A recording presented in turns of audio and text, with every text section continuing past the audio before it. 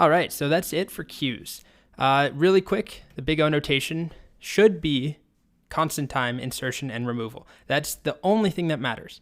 Searching and accessing, it's not something that you really do with a queue.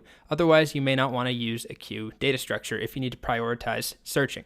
Generally, all you care about is adding things in with enqueue, removing things with dequeue. You want that to be super fast. So with our implementation, it is constant time. Note that when we used an array, it was not constant time because in both iterations or both solutions that we used or that we came up with using the built-in array methods, there was a cascade of re-indexing. So that does not lead to constant time. That's O of n, linear time. That's not what we want. We want constant time. And this is the same for stacks. Stacks and queues, two structures, add things in, remove them, different orders in how they actually work, but both adding and removing should be constant time, O of 1.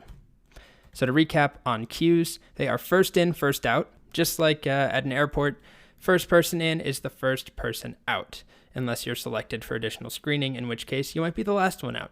But usually, first person in line gets out first. Contrast that with a stack. First thing in is the last thing out. So queues are used often. Anytime you need to keep track of an order and maintain that order, so that the first thing in, like a print queue, that's a classic example, the first thing that someone tries to print is the first thing actually printed. And then anything else that piles up is kept in the order that it was added in, and then we remove or we print the things that have been waiting the longest. Okay? So useful for processing tasks and also are foundational for other more complex algorithms and data structures that we'll see later on.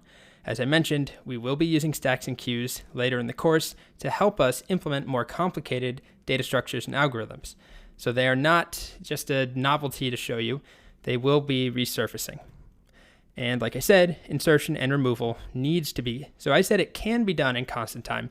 In a good stack, in a good queue, it has to be. Otherwise, it's just a waste. Why even use a stack or a queue? Anyway, that's it for stacks and queues. Very similar in a lot of ways. Adding and removing things, constant time, very different in the order. First in and first out for a queue, last in, first out for a stack. Okay, see ya in the next section.